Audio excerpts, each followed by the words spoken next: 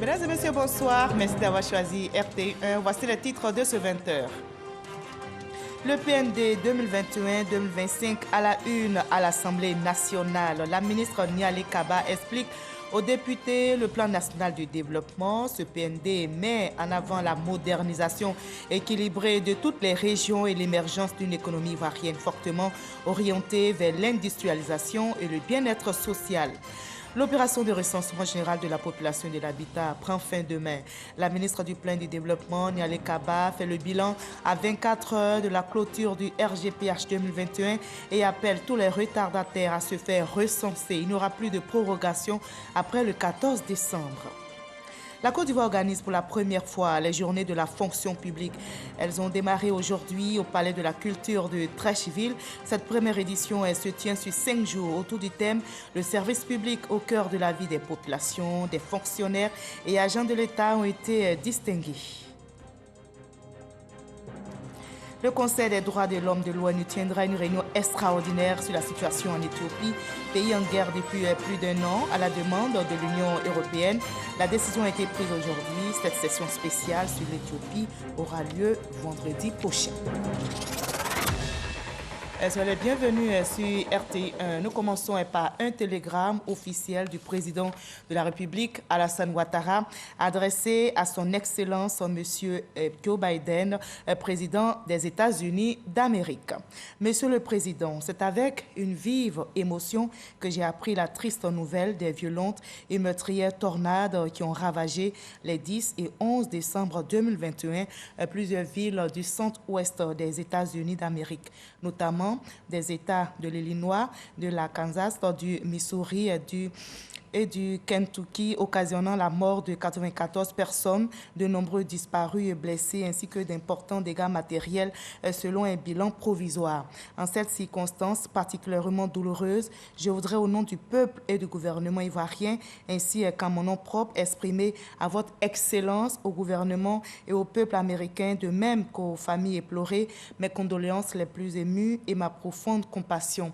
Je prie votre Excellence de bien vouloir transmettre mes vœux de prompt rétablissement aux blessés ainsi que de réconfort aux sinistrés de ce drame. Très haute considération, signé Alassane Ouattara, président de la République de Côte d'Ivoire. Et notons que la Côte d'Ivoire, qui est solidaire des États-Unis d'Amérique, a dévoilé son PND 2021-2025 à l'Assemblée nationale. La ministre Nialé Kaba a expliqué aux députés ce plan national de développement. On y découvre que le taux de pauvreté devrait chuter à environ 25% en 2025 contre 39% aujourd'hui. Et ce PND met en avant la modernisation équilibrée de toutes les régions et l'émergence d'une économie ivoirienne fortement orienté vers l'industrialisation et le social, comme nous l'explique de façon détaillée l'enseignant Bakayoko. Manifestement, les députés avaient besoin de cette séance d'information parlementaire avec le ministre du Plan et du Développement autour du PND 2021-2025. Une projection chiffrée à 59 000 milliards, dont la réalisation devrait consolider la puissance économique de la Côte d'Ivoire à travers des projets intégrateurs. Pour les députés, il y avait 4 axes importants.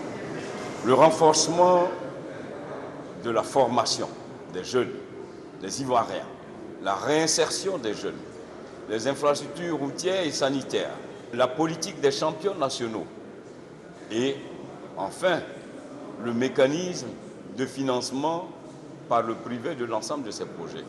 Sur les orientations du PN2 2021-2025, le ministre Kaba Nialé a ébauché son plan à partir de 6 piliers qui prennent en compte les projets énumérés par les parlementaires. D'abord, assurer la transformation structurelle de notre économie, le développement humain harmonieux, inclusion sociale et enfin, promouvoir le secteur privé et l'investissement. Pour atteindre l'ensemble des objectifs liés au plan quinquennal, le gouvernement envisage de relever le niveau des investissements publics à 27%, contre 23% aujourd'hui, grâce à un taux de croissance annuel moyen de 7,6%. Si au niveau des finances publiques, des augmentations graduelles de recettes sont prévues, le cadrage budgétaire sera sous surveillance accrue en vue de maîtriser l'endettement. Le taux d'endettement avant la Covid était de 38,8% et aujourd'hui nous sommes à 46%. Le taux sous-régional acceptable dans le cadre de l'UEMOA, c'est 70% et la Côte d'Ivoire, nous sommes à 46%. Il n'y a pas de surendettement. Des gages d'assurance qui ont apparemment convaincu les députés.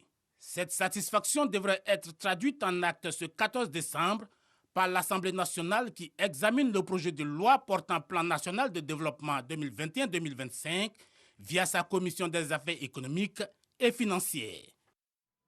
Voilà, et on reste à l'Assemblée nationale où les députés réunis en plénière ce jour ont adopté à la majorité le calendrier des travaux parlementaires. Le programme a démarré ce lundi 13 décembre et se poursuit jusqu'au mercredi 22 décembre. Ce sont au total 17 projets de loi qui seront examinés. À l'affiche également 2 séances d'information parlementaire sur le PND, Plan national de développement, est tenue aujourd'hui et dont nous avons parlé. Il y aura également le rapport annuel du Conseil national des droits de l'homme, CNDH. Les résultats du RGPH 2021 sont attendus. L'opération de recensement général de la population s'achève demain mardi 14 décembre. On saura à terme combien nous sommes et comment nous sommes repartis sur le territoire national.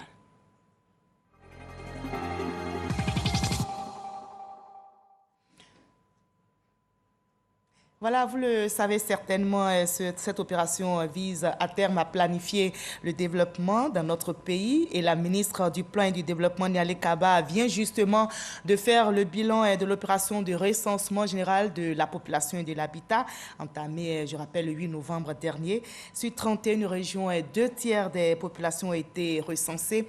L'objectif des 95% visé a été dépassé. La ministre Nialé Kaba appelle donc tous les retardataires à se faire recenser. Il n'y aura plus de prorogation après le 14 décembre.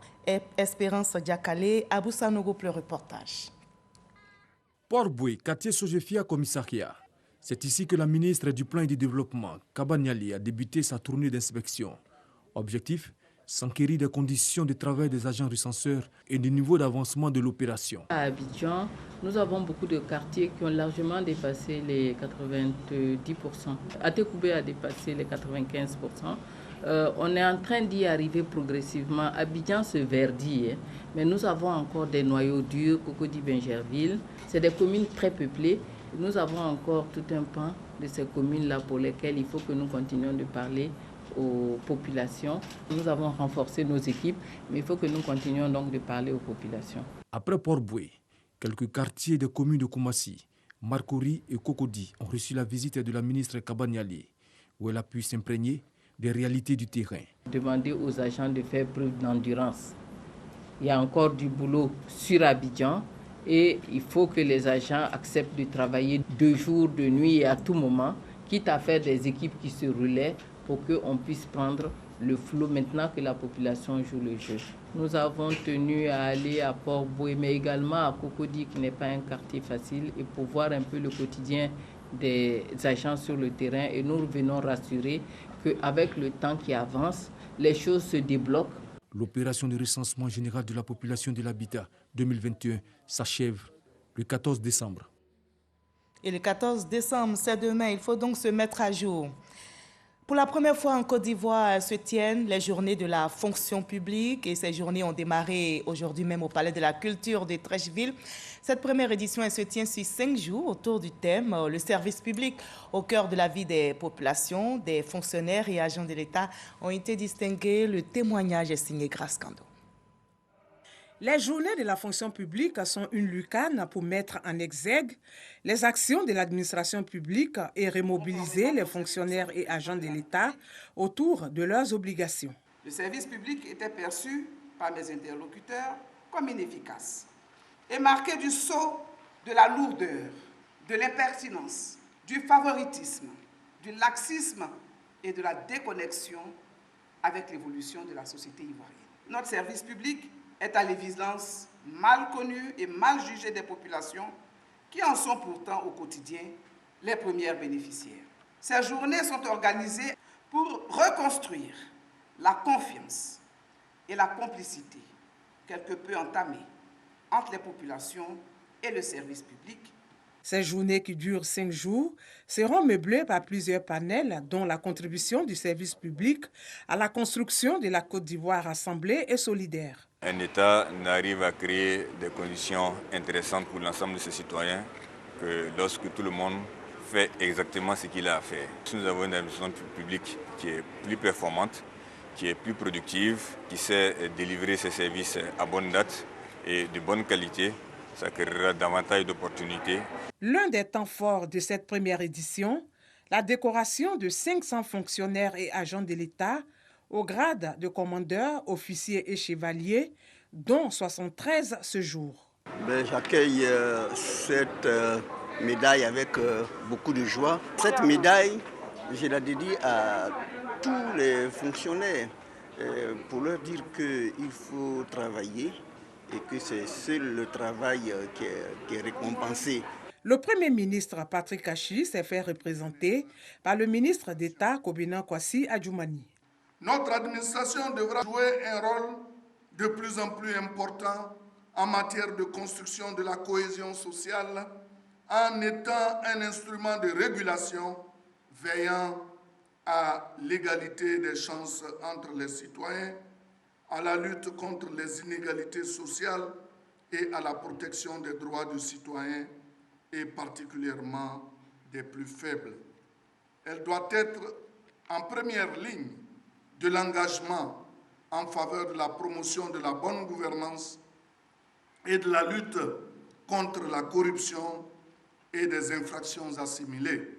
Le service public au cœur de la vie des populations, c'est le thème retenu pour la première édition des Journées de la fonction publique. Nous partons à présent pour Marseille. C'est en France où se tient le sommet mondial auquel participent des leaders de la technologie Afrique, Europe. Ambitieux, ces leaders souhaitent également développer leurs relations business et accélérer leur impact à l'échelle globale. La Côte d'Ivoire, notre pays, est bien représenté par 20 startups ivoiriennes. Le ministère de l'économie numérique, des télécommunications et de l'innovation de la Côte d'Ivoire, bien sûr, participe à cette 5e édition. Envoyé spécial à Marseille, Walter Madiwatara. Université Est Marseille, Palais du Pharo. Autour de cette table ronde, des Africains et Européens spécialistes en innovation technologique. Ce sont des promoteurs de start-up. Ils se retrouvent dans le cadre de la 5e édition du sommet international Emerging Valley. Réunir sur le territoire d'Aix-Marseille-Provence à la fois les start-up d'Afrique, du territoire, les investisseurs, les bailleurs, les représentants des collectivités locales, tous unis autour des enjeux d'innovation qui peuvent toucher à la e-santé, à la biodiversité, à l'entrepreneuriat féminin ou encore aux villes durables.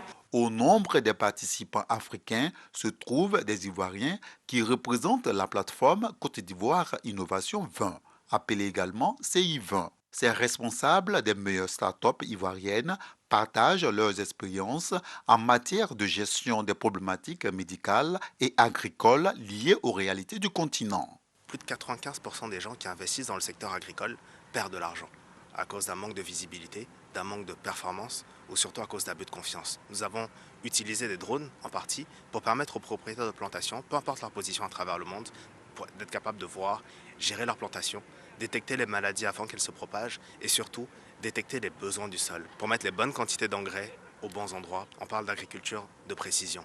Nous fabriquons des drones made in Côte d'Ivoire, des drones de pulvérisation qui viennent donc épandre plus rapidement et de manière plus efficace que les êtres humains. Pour le Pass Santé Mousso, c'est une plateforme qui est web et mobile, donc qui est associée à un support, donc notamment un bracelet que moi j'ai ici qui transporte mon pass sanitaire.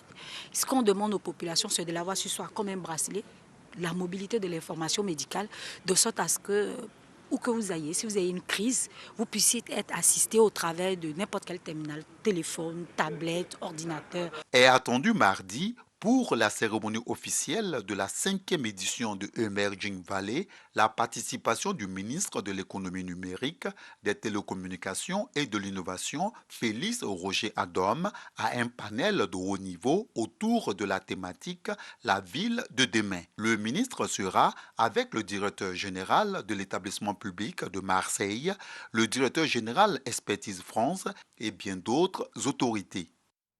La Côte d'Ivoire, notre pays, rayonne également au plan agricole. Justement, on évoque la maîtrise de l'eau est un cadre majeur du renforcement de l'appui technique à la production du riz en toute saison. Des barrages sont donc prévus à travers tout le pays. Pour l'heure, le ministère d'État, ministère de l'Agriculture et du Développement rural, se préoccupe de la réhabilitation de certains barrages des années 70. Ce sera le cas du barrage de Sogouri, à environ 5 km de Bondoukou sur l'axe Bondoukou-Bouna. On y va avec Noël Nyagno.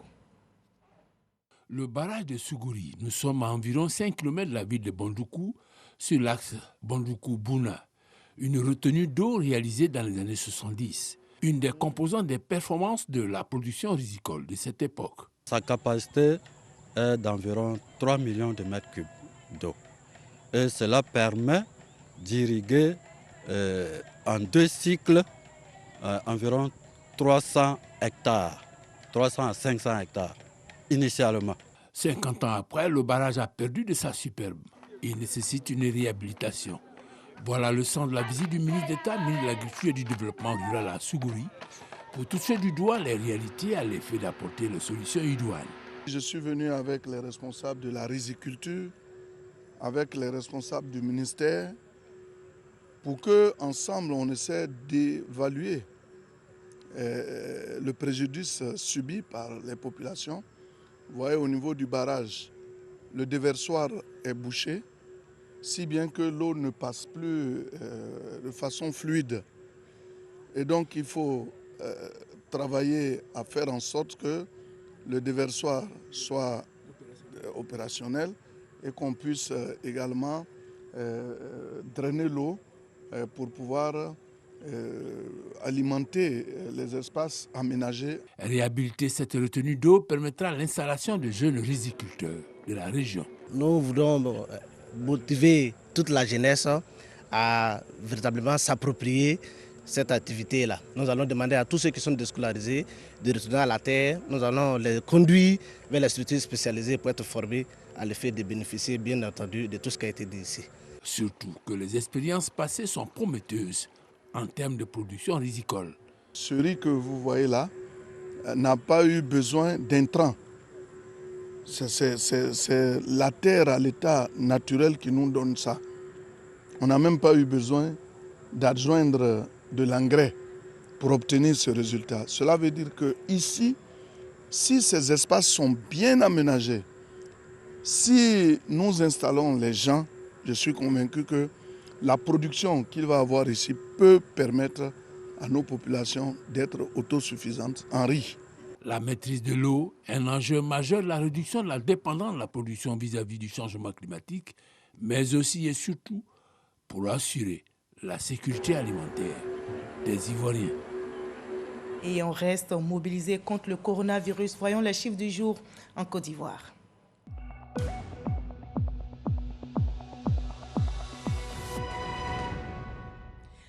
Ce lundi 13 décembre, on dénombre en Côte d'Ivoire 2 nouveaux cas de Covid-19 sur 1167 échantillons prélevés, soit 0,2% de cas positifs, 14 nouvelles guérisons et 0 décès. À la date du 13 décembre 2021, la Côte d'Ivoire, notre pays, compte 61 907 cas confirmés, dont 60 997 personnes guéries, 706 décès et 198 cas actifs, plus de 4 millions de personnes vaccinées à ce jour. Faisons-nous tous vacciner, préservons notre santé et celle des autres, observons scrupuleusement les gestes barrières.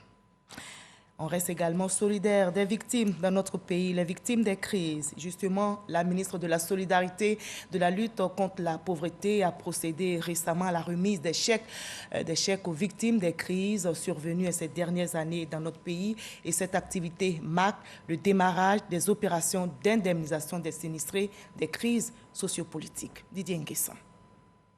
Bonne nouvelle pour les sinistrés des crises sociopolitiques en Côte d'Ivoire. 247 personnes reçoivent des prises en charge scolaires et des bons en soins médicaux. Montant global de ces dons, 47 millions de francs CFA. Les bénéficiaires n'ont pas manqué d'exprimer leur reconnaissance à l'État de Côte d'Ivoire. Ce don symbolise la compassion du gouvernement à toutes ces victimes.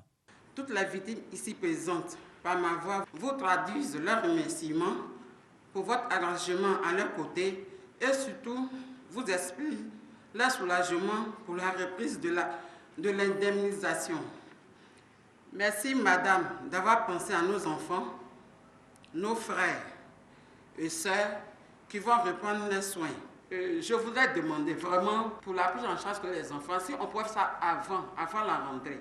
Vraiment, nous les victimes, surtout les veuves, nous demandons si on peut avoir des logements. La ministre de la Solidarité et de la lutte contre la pauvreté a rassuré les victimes et leurs ayants droit sur la teneur des mesures élaborées pour améliorer leurs conditions de vie et faciliter leur réinsertion économique. C'est avec un réel plaisir que je me retrouve ici, à l'occasion du redémarrage des opérations d'indemnisation des victimes de crise. La réparation des préjudices causés par les crises est un droit et le président de la République, son Excellence Alassane Ouattara, en a fait une exigence, car elle permet de soulager les victimes et d'exprimer la solidarité de la nation entière avec les personnes qui ont souffert ou qui continuent de souffrir de cette crise. Ces indemnisations offertes à ces populations vulnérables sont comprises entre 60 et 300 000 francs CFA. Une minute de silence est observée à cette occasion en l'honneur des personnes décédées lors de ces récentes crises de la décennie.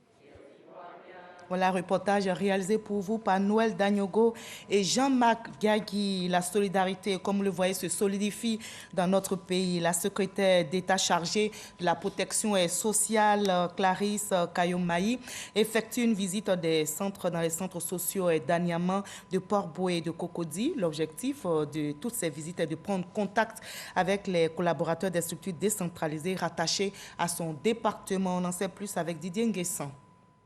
Apprécier l'état des locaux abritant les différents centres sociaux, c'est le but de cette visite de la première responsable des centres sociaux de Côte d'Ivoire qui s'inscrit dans le plan national de développement 2021-2022, notamment la facilitation d'accès des populations aux instruments de protection sociale. Une rencontre qui a permis aux directeurs de centres d'exposer leurs conditions de travail. Ces visites d'imprégnation des réalités des centres sociaux sont pour nous une véritable lueur d'espoir face aux conditions difficiles de vie et de travail auxquelles nous sommes confrontés. La secrétaire d'État auprès du ministre de l'Emploi chargé de la protection sociale, Clarisse Kayomaï, a profité de cette visite pour faire l'état des lieux des centres sociaux. Je suis venu, j'ai vu, j'ai constaté. Je vous adresse en effet mes félicitations car le travail que vous abattez au quotidien est important pour mesurer l'impact de l'action sociale du gouvernement auprès des populations. J'ai pu toucher du doigt les réalités, les conditions du travail et j'étais très ému. Le centre social a pour mission d'étudier et de mettre en œuvre toutes les mesures visant à améliorer les conditions de vie des individus et des communautés. C'est dans cette perspective que le secrétariat d'État inscrit au nombre de ses priorités le renforcement des capacités techniques, opérationnelles et financières des centres sociaux. La Fédération nationale de l'Union des jeunesses communales de notre pays a tenu son 5e congrès ordinaire. C'était ce week-end, un congrès pour faire le toilettage des tests et renouveler surtout les instances. Le ministre Adama Diawara y était. Il a invité toute la jeunesse à l'auto-emploi. Le reportage est signé notre reporter Didier Nguessan. L'engagement citoyen des jeunes pour construire la Côte d'Ivoire que nous voulons, c'est autour de ce thème que se sont déroulées les assises du 5e congrès ordinaire de la Fédération nationale de l'Union des jeunesses communales de Côte d'Ivoire, FENUJESI. On se retrouve ici pour réfléchir comment est-ce que améliorer les conditions de vie des jeunes de la Côte d'Ivoire à travers les mairies. Partant de ce congrès, il y a des textes qui seront arrêtés pour permettre, je dirais, à d'autres jeunes de mieux s'épanouir. Faire le toilettage des tests de l'organisation, mais également le bilan de la gestion de l'équipe dirigeante. Voilà quelques points qui ont été évoqués. Nous allons faire en sorte que la fédération soit dotée d'un set digne de ce nom aujourd'hui, entièrement équipé. Nous allons redynamiser pas mal, plus d'une cinquantaine d'unions sur l'ensemble des 200. Nous avons également faire en sorte qu'aujourd'hui, les présidents de jeunesse communale puissent bénéficier de renforcement de capacité. Nous avons également faire en sorte que le relationnel de notre organisation puisse être développé à travers le partenariat que nous avons avec un certain nombre de structures ou d'organismes sous-régionaux. Notamment, je vais parler du Conseil des collectivités territoriales de l'espace UEMOA. Un bilan jugé satisfaisant. Le ministère de la Promotion de la Jeunesse, de l'Insertion professionnelle et du Service civique a invité les leaders de cette fêtière des organisations de jeunesse communales à demeurer au service des jeunes pour leur épanouissement. La FENUJC doit toujours s'améliorer. Donner le bon exemple en respectant les règles de gouvernance que la FENUJC elle-même s'est donnée. Le ministre de l'Enseignement supérieur et de la Recherche scientifique, Adama Diawara, parrain de ce congrès, a exhorté les leaders de jeunesse communale à être une force de proposition dans la gouvernance des collectivités locales en vue de répondre à la question de l'employabilité des jeunes. La fonction publique ne peut absorber qu'une infime partie des jeunes qui sont sur le marché de l'emploi. Il faudrait penser aux autres possibilités d'insertion professionnelle, notamment au niveau des entreprises privées de la place évidemment, mais notamment au niveau du secteur informel, que ce soit agricole ou non agricole, et surtout penser aux grands gisements de l'auto-emploi. À l'issue de ce congrès, le président sortant Gaussou Diabaté remplit pour un autre mandat de 3 ans à la tête de la fêtière. La ministre de l'Éducation nationale et de l'alphabétisation ainsi que le ministre de la Promotion de la jeunesse et de l'insertion professionnelle se sont rendus, eux, au lycée moderne 1 et 2 d'Abobo pour sensibiliser les élèves sur les valeurs civiques. Et vous savez que ces derniers temps, il y a les violences liées au congé anticipé. Justement, les membres du gouvernement ont invité les élèves à respecter la date des congés qui est fixée au 17 décembre. Le reportage de Noël Danyogo, commenté pour vous. Lycée moderne 1 et 2 d'Abobo, les élèves et enseignants accueillent les ministres Mariatou Kone et Mamadou Touré, tous devenus les sensibiliser sur le départ en congé avant la date prévue par la tutelle, entraînant des troubles dans certains établissements scolaires. Nous sommes là aujourd'hui pour venir vous parler aux élèves et à travers vous, à l'ensemble des élèves de Côte d'Ivoire. Ce qu'on a vu dans quelques localités la semaine dernière, ce n'est pas normal. Ce n'est pas normal que des élèves veuillent aller en congé anticipé. Quand vous perturbez les cours, il y a 2 conséquences. La première conséquence, c'est le calendrier scolaire. Vous l'avez vu ailleurs, le gouvernement a décidé d'être ferme.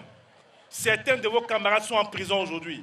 Vous devez être des élèves modèles. Je voudrais féliciter tous les élèves qui ont écouté les sages conseils de leurs enseignants et de leurs parents pour avoir ignoré toutes les incitations au départ en congé anticipé. Je voudrais, chers élèves, vous encourager à demeurer dans cette voie. J'exhorte les autres qui ont eu des moments d'égarement à revenir à la raison et surtout à revenir sur le droit chemin. Les élèves des lycées modernes 1 et 2 d'Abobo se sont engagés à respecter la date officielle de départ en congé fixée au 17 décembre prochain et à s'approprier les prescriptions relatives au civisme de la ministre de l'Éducation nationale et de l'alphabétisation. Voilà, on respecte donc les dates de départ en congé et on s'apprête justement à ce grand événement, à vivre ce grand événement. La commune du Plateau, justement, a abrité ce week-end un concert de l'artiste chanteur ivoirien Baïs Pinto, un spectacle qui annonce les couleurs du cinquantenaire de l'artiste qui se déroulera au cours de l'année 2022. Des festivités artistiques, culturelles, littéraires, intellectuelles marqueront cet événement en hommage à cette icône de la musique ivoirienne. Le reportage de Serge Pacom Didi, commenté pour vous par Herman Guivé. Il comptabilise plus de 50 ans de présence sur la scène musicale ivoirienne. Galé Bailly Sylvestre, plus connu sous le pseudonyme de Baïs Pinto, célébrera au cours de l'année 2022 ses 50 ans de carrière. Un spectacle de lancement pour ouvrir l'hommage aux 50 ans de carrière de l'icône de la musique ivoirienne.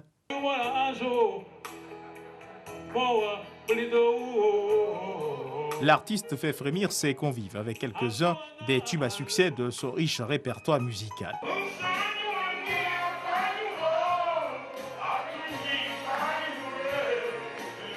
Le public présent, avec à sa tête Adama Bictogo, cadre du RHDP, ne boude pas sa joie.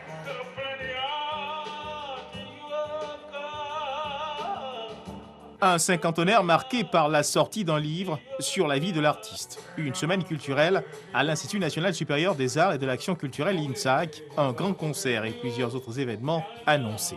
Le directeur général de la RTI, par la voix de son conseiller spécial, Denis Mexon, a magnifié la vie artistique de Baïs Pinto et exprimé le soutien médiatique du groupe RTI à la célébration du cinquantenaire de carrière de cette figure emblématique de la scène musicale ivoirienne. Vu la carrure de l'artiste et son apport à la musique, le ministère de la Culture et de l'Industrie des Arts et du Spectacle accepte de présider l'événement qui bénéficie du parrainage d'Adama Bictogo. Baïs Pinto transcende nos sensibilités politiques, régionales, ethniques, religieuses.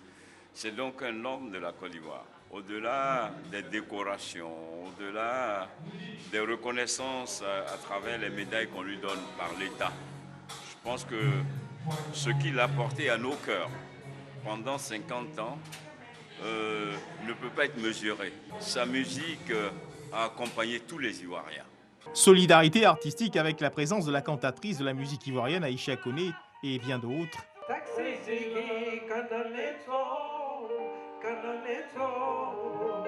La cohésion sociale et la réconciliation nationale, c'est le thème marquant les célébrations du cinquantenaire de la carrière musicale de l'artiste Baïs Pinto. Le Conseil des droits de l'homme de l'ONU a décidé aujourd'hui, lundi, de tenir une réunion extraordinaire sur la situation en Éthiopie, pays en guerre depuis plus d'1 an, et à la demande de l'Union européenne. Cette session spéciale sur l'Éthiopie, notez-le, aura lieu vendredi prochain et elle se tient au moment où le gouvernement éthiopien mène une contre-offensive pour reprendre du terrain aux rebelles qu'il combat dans le nord du pays. Fin de ce 20h. Merci à vous tous de votre aimable attention. Je vous retrouve avec le même plaisir demain 20h. Prenez soin de vous et à demain.